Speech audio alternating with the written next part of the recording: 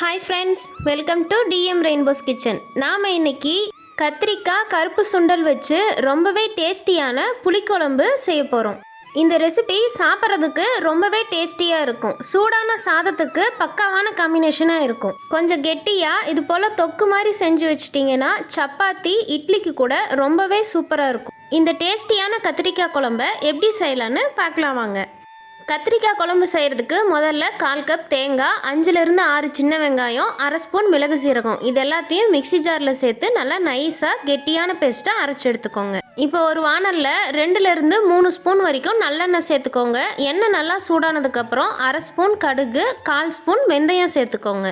வெந்தயம் சேர்த்துக்கிட்டிங்கன்னா தான் குழம்புக்கு நல்ல ஒரு ஃப்ளேவர் கிடைக்கும். வெந்தயம் கடுகு இந்தளவுக்கு நல்லா பொரிஞ்சு வந்ததுக்கப்புறம் மீடியம் சைஸில் ஒரு பெரிய வெங்காயத்தை பொடியாக கட் பண்ணிவிட்டு சேர்த்துக்கோங்க. சின்ன வெங்காயம் சேர்த்துக்கிட்டிங்கன்னா 1/4 கப் அளவு சின்ன வெங்காயம் சேர்த்துக்கோங்க, சரியாக இருக்கும். 2 நிமிஷம் மட்டும் வெங்காயத்தை இது போல் நல்லா வதக்கி விட்டுக்கோங்க. நல்லா பழுத்து இருக்க 2 தக்காளி பழத்தை இது போல் கட் பண்ணிவிட்டு சேர்த்துக்கோங்க. தக்காளி 2லிருந்து 4 பழம் வரைக்கும் நீங்கள் தாராளமாக சேர்த்துக்கலாம். இது கூடவே கொஞ்சமாக கருவேப்பிலை சேர்த்துட்டு நல்லா வதக்கி விடுங்க. தக்காளி நல்லா குலைவாக வதங்கி வரணும். தக்காளி வெங்காயம் சீக்கிரம் வதங்கிறதுக்காக 1/2 ஸ்பூன் உப்பு சேர்த்து வதக்கிக்கோங்க. இந்த ஸ்டேஜில் 1/4 கிலோ அளவு கத்திரிக்காவை இது போல் நீளமான துண்டுகளாக கட் பண்ணிட்டு சேர்த்துக்கோங்க. நீங்கள் விருப்பப்பட்டால் இது கூடவே ஒரு மாங்காய் கட் பண்ணிட்டு சேர்த்துக்கலாம். காய் நல்லா வதங்கிறதுக்காக 2 நிமிஷம் இது போல் நல்லா எண்ணெயிலேயே வதக்கி விட்டுக்கோங்க. குழம்புக்கு தேவையான மசாலா தூள் சேர்த்துடலாம். 2 ஸ்பூன் மல்லித்தூள் சேர்த்துக்கோங்க. 1/4 ஸ்பூன் மஞ்சள் தூள் சேர்த்துக்கோங்க.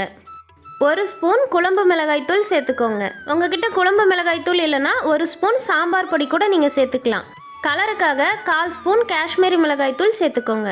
அடுப்பை லோ ஃப்ளேமில் வச்சுட்டு நம்ம சேர்த்துருக்க மசாலாவோட பச்சை வாசனை போகிற வரைக்கும் இது போல் 2 நிமிஷம் வதக்கி விட்டுக்கோங்க. இந்த ஸ்டேஜில் நம்ம அரைச்சி எடுத்து வச்சுருக்க சின்ன வெங்காயம், தேங்காய், மசாலா பேஸ்ட்டை இது கூடவே சேர்த்துக்கோங்க.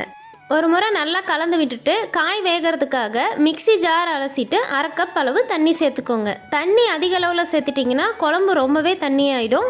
குழம்போட கன்சிஸ்டன்சி பார்த்துட்டு உங்களுக்கு விருப்பமான அளவு நீங்கள் தண்ணி சேர்த்துக்கலாம். 1 கப் அளவு கருப்பு சுண்டலை 6லிருந்து 8 மணி நேரம் நல்லா ஊற வச்சுட்டு குக்கரில் 1 கப் தண்ணி சேர்த்து 3லிருந்து 4 விசில் வரைக்கும் விட்டு எடுத்துட்டு இந்த குழம்புலையே சேர்த்துக்கோங்க. சின்ன நெல்லிக்காய் அளவு புளியை தண்ணியில் கரைச்சிட்டு இது போல் 1/4 கப் அளவு சேர்த்துக்கோங்க. தண்ணியோட அளவை கம்மியாக சேர்த்துட்டு செஞ்சிங்கன்னா நல்லா கெட்டியாக தொக்கு பதத்துக்கு கிடைக்கும். இந்த ஸ்டேஜில் உப்பு காரம் சரி பார்த்துட்டு ஒரு மூடி போட்டு மூடி வச்சுருங்க.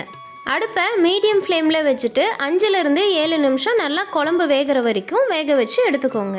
7 நிமிஷத்துக்கு அப்புறம் ஓப்பன் பண்ணி பார்த்தீங்கன்னா குழம்பு இந்த அளவுக்கு வெந்து சூப்பராக வந்திருக்கும்.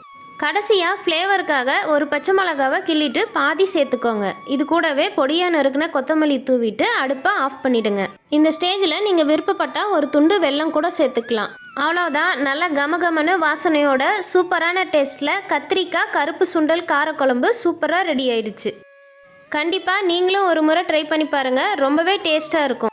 இந்த ரெசிபி உங்களுக்கு பிடிச்சிருந்ததுன்னா லைக் பண்ணுங்கள், உங்கள் ஃப்ரெண்ட்ஸ் கூட நிறைய ஷேர் பண்ணுங்கள். மறக்காமல் டிஎம் ரெயின்போஸ் கிச்சனை சப்ஸ்கிரைப் பண்ணிக்கோங்க. மறுபடியும் ஒரு சூப்பரான ரெசிபியோடு பார்க்கலாம். தேங்க்யூ.